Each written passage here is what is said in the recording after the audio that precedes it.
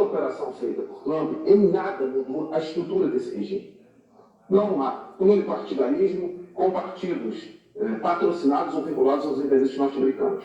A estrutura partidária do regime se manteve intacta. Então, primeiro ponto que nós temos já que confrontar a opacidade e a infantilidade da visão ideológica desse processo. Em nada vai significar mudança da configuração política, ideológica e do formato de poder a qual o regime venezuelano se estruturou. Outro ponto também nós temos que frisar. Como estava a Venezuela antes. Ao contrário do que se fala, o ápice da crise econômica profunda da Venezuela foi em 2014 e 2019. Que realmente, não só pela inflação, mas a qual a população, cerca de 80% da população foi jogada abaixo da linha da miséria. Eu estive na Venezuela em 2015. E eu não vou ficar aqui fazendo romantizações, não vou fazer aqui idolatrias.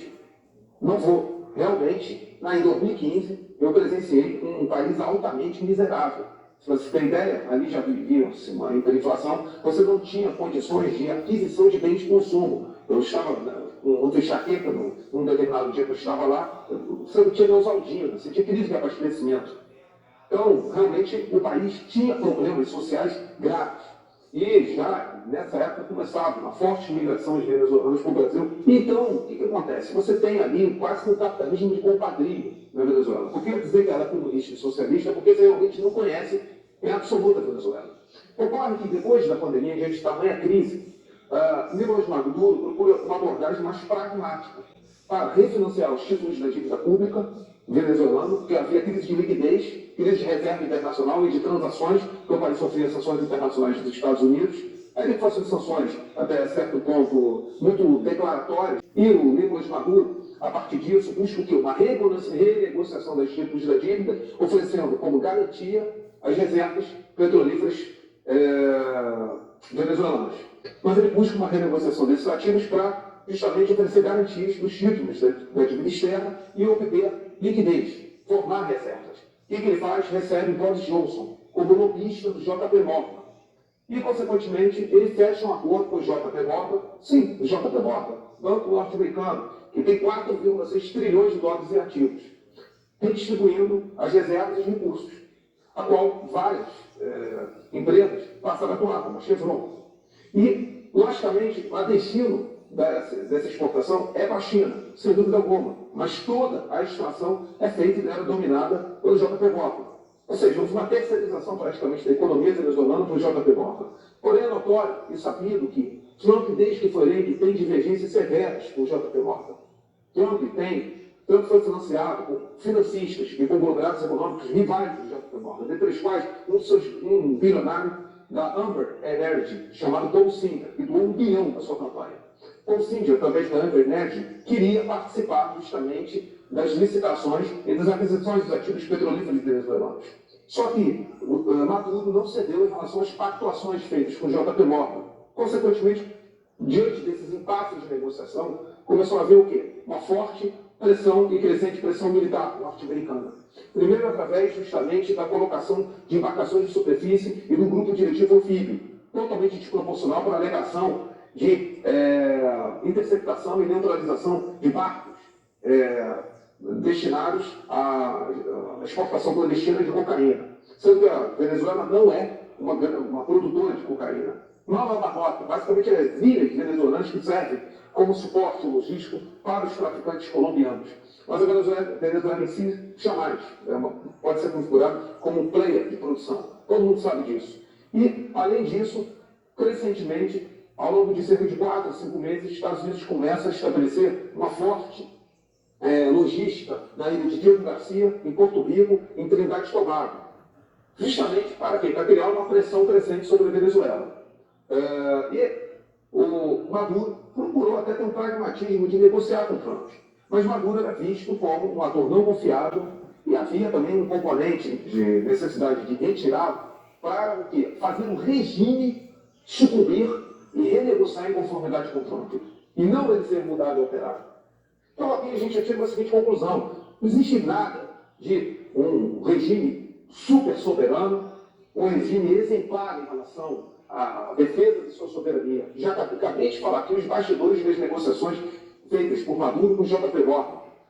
Tanto que grande parte desses ativos conseguiu escapar das sanções internacionais. Então, houve até uma relativa melhoria econômica da Venezuela, justamente por causa do aumento da liquidez diante da composição de reservas, etc., a diminuição da hiperinflação e por aí vai, embora grande parte da população continuasse na miséria. Mas eu quero dizer que nunca houve qualquer tipo de direcionamento comunista ou socialista em relação ao regime venezuelano. Isso é um absurdo. Isso é uma retórica pior que infantil. É uma retórica que não sobrevive a 3 segundos de análise.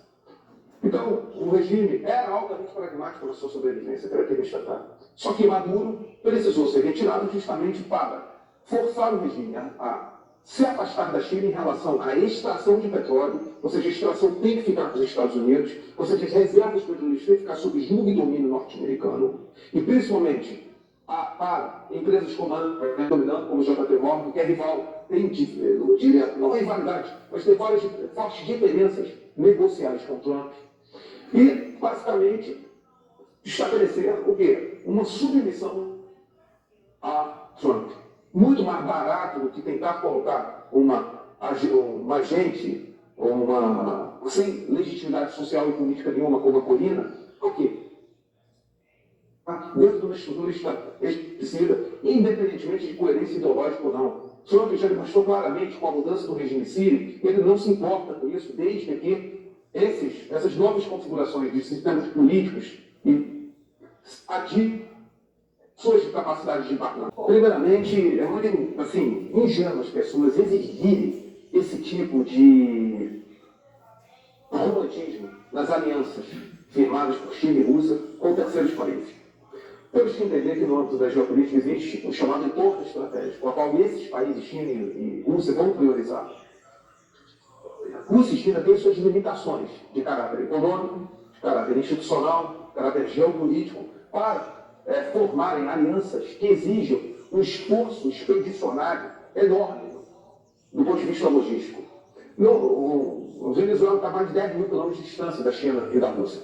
Portanto, estabelecer toda uma rede de abastecimento de armas, treinamento, para sustentar um regime que por si só é combalido, fraco e permeável à infiltração e corrupção, não é só jogar dinheiro fora, é criar um foco de tensão muito sério, uma superpotência global, que por mais que se critique os Estados Unidos são uma nação hoje permeada de contradições sociais, econômicas, institucionais e políticas, mas são uma superpotência, ainda com domínio e capacidade de projetar poder pelo hard power, pelo smart power, pelo soft power, tem condições de estabelecer guerra em todos os espectros multidominiais, por ar, mar, terra, pelo ambiente digital cibernético. Os Estados Unidos têm uma força ainda muito poderosa no âmbito da guerra cognitiva, isso é fato. Não dá para esperar esse tipo de aliança purista, esse tipo de aliança de uma frente anti-imperialista. As potências são pragmáticas em relação aos cálculos das alianças que estabelecem. Quando é feita uma determinada aliança, o regime, parece que não, mas as potências elas precificam uma eventual perda. Elas não colocam de forma incondicional esse apoio. As potências muitas vezes fazem acordo de bastidores, quando basicamente vai haver uma influência, uma posição superior e mais forte em relação àquele determinado entorno estratégico. Então, nós temos que olhar de forma pragmática. A Rússia já é sobrecarregada na guerra de procuração contra o OTAN através da Ucrânia. A Rússia tem um entorno estratégico enorme se preocupar com a Ásia Central. A Rússia tem uma prioridade hoje com a África, através do Africa Corps, precisamos aqui lembrar. A Rússia tem uma prioridade enorme com o Ártico, e muita gente se esquece. A Rússia já tem um tratado abrangente de cooperação militar com a Coreia do Norte. Tem agora, finalmente, um acordo de cooperação que foi usinhado, digamos assim, pelo regime iraniano, mas foi estabelecido e aprovado no parlamento iraniano, depois da Guerra de 12 Dias, com o Irã. Então, a Rússia já é um mantenedor e provedor de segurança, olha só, da Belarus, no Tajiquistão. Lembrando que a Rússia tem uma base militar no Tajiquistão, a Rússia é provedora de segurança no Quirguistão. Então, aí que esteja bem afastada da Armênia, mas precisa vir se preocupar na Transcaucásia. Não é simples assim, as chamadas repúblicas semi-autônomas separatistas, como a Ossétia do Sul e a Abkhazia, ali na Geórgia.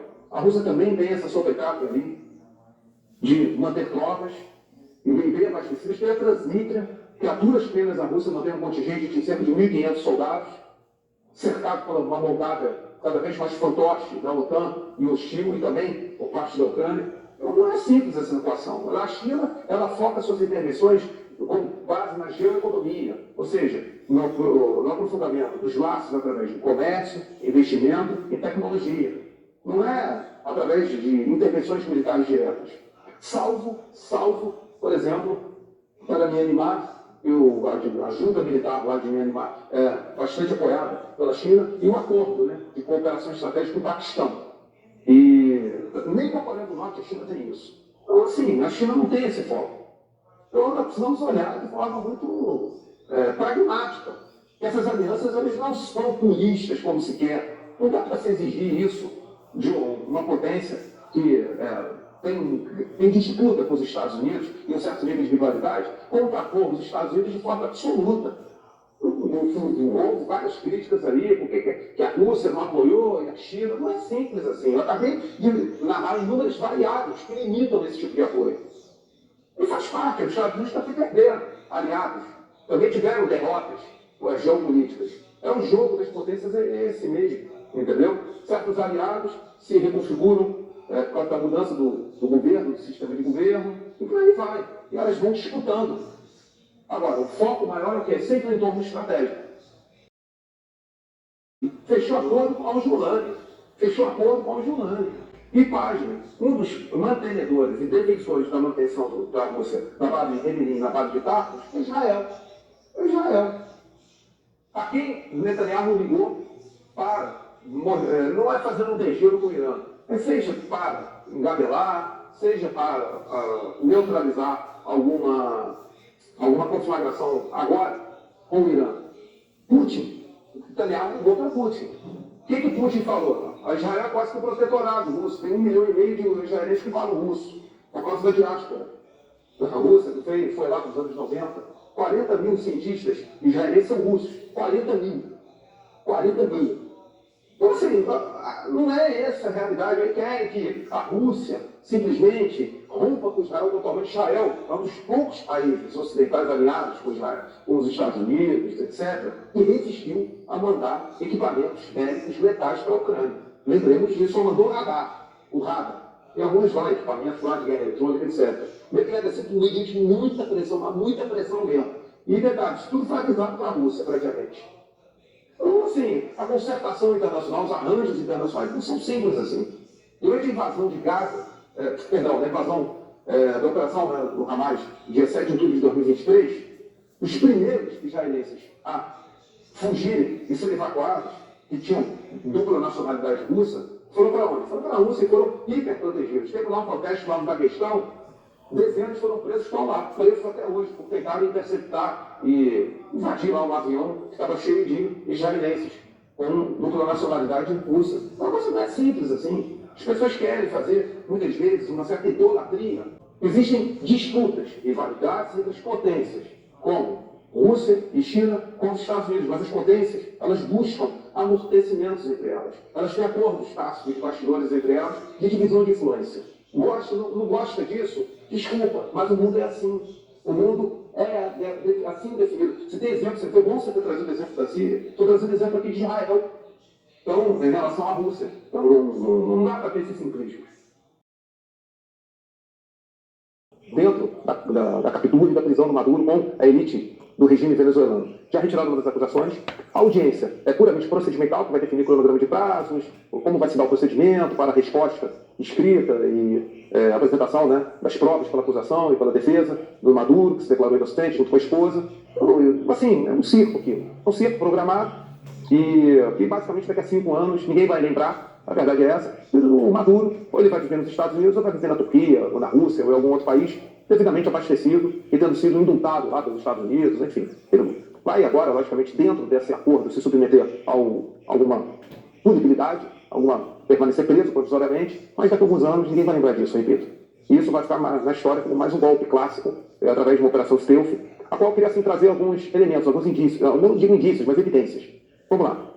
O sobrevoo de helicópteros como o AH-1Z Fighter e o NH-6 em baixa altitude, sem serem sequer alvejados por metralhadora ligeira ou por manpedes, deixa claro que o sistema de defesa aérea de ponto da Venezuela não sobreviveu, e muito menos os radares de detecção. Outro ponto que a gente tem que falar claramente é a penetração por parte desses voos e desses grupos de operações especiais com muita facilidade no Palácio Miraflores e também ali, né, na residência oficial. E isso, tudo bem, teve alegadamente morte de 32 cubanos, mas que a reação se houve foi muito rarefeita e basicamente foram eliminados até por caráter demonstrativo por fato de ser a guarda pessoal do Maduro, mostrando claramente o fim dos pactos de segurança do regime venezuelano com Cuba. A morte desses cubanos tem muito mais um efeito simbólico e funcional do que militar. É outro ponto que é importante destacar. Esse ataque foi pronunciado.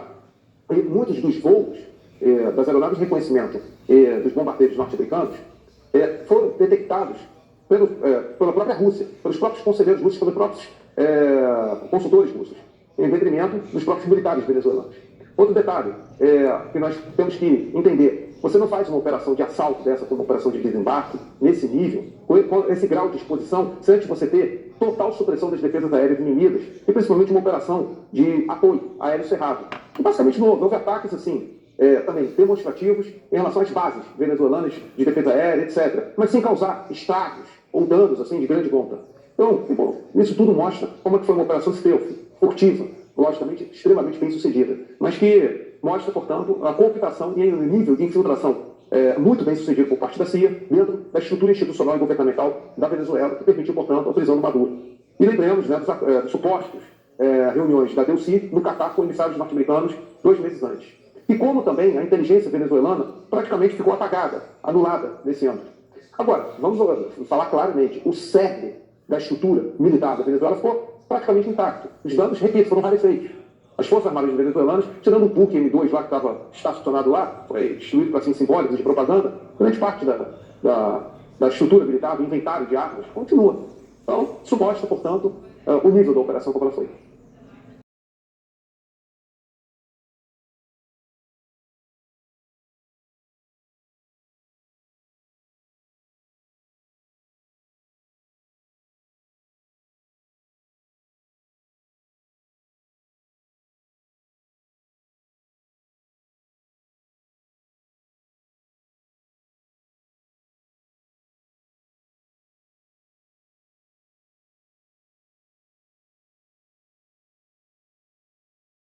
Agora, teve um irmão aqui, desculpa, irmão, até um elogio ao colega, que fez aqui um comentário muito inteligente, comandante, o Patrick Galvão. Comandante, e doutor ruim, entre aspas, de ser muito bem informado por analistas como vocês, que mostra que o Brasil é muito vulnerável e é triste, mas para olhar para o lado, tem brasileiros felizes como fizeram com a Venezuela. Olha só, vou deixar uma coisa bem clara, que eu até conversei com alguns amigos, tá? Amigos até políticos. Comemorar isso, uma grave nível de violação da soberania da Venezuela, praticamente o fim das regras internacionais pautadas pelo direito internacional, e principalmente esse nível de operação stealth com corrupção descarada dentro da estrutura do regime. E desculpe, isso pode se virar contra qualquer governante, independentemente da coloração ideológica. Sabe que o pessoal não está percebendo isso, não? Comemorar isso é uma responsabilidade em relação a qualquer projeto de poder. Não importa se a narrativa é a coloração, o verniz é auto-intitulado de esquerda ou de direita. Isso é uma estupidez. Isso é uma estupidez. Eu diria que não é só você ser um lesa-pátria, mas é simplesmente serem pessoas totalmente absorvidas pela dissonância cognitiva. Que a dissonância cognitiva, ela é a principal consequência da guerra cognitiva. O indivíduo sofre uma paralisia decisória. Aí ele não tem capacidade de fazer e raciocinar de forma com o mínimo senso crítico, ele precisa validar as próprias crenças que introjetaram na cabeça dele, porque ele não tem condição de formar crença. São crenças que introjetaram na cabeça dele com base na narrativa. Então, assim, o Brasil é um dos principais, isso eu já tive live, né, em vários canais, como o Plano Brasil, etc. O Brasil é um dos melhores laboratórios de guerra cognitiva da atualidade. Sociedade polarizada, fraturada, sociedade avessa ao conhecimento. Quem tem conhecimento, estuda, é simplesmente adjetivado para encerrar o debate. Não se tem contraponto, não se tem contra-argumento. Então, consequentemente, é o rótulo mais fácil de colar, né? Aí, tanto um lado quanto o outro se polarizam e retroalimentam isso. Aí, quem fica fora disso, ou não tem like suficiente, não tem popularidade suficiente, ou simplesmente rotulado de um adjetivo qualquer depreciado, que, detalhe, escrevendo errado, né? A maioria que deprecia, ele escreve errado os adjetivos. Não sabe nem o significado dos adjetivos. Então, uma sociedade com um tamanho nível de analfabetismo funcional, cultural e político, leva a isso. É um palco, laboratório perfeito de uma guerra cognitiva.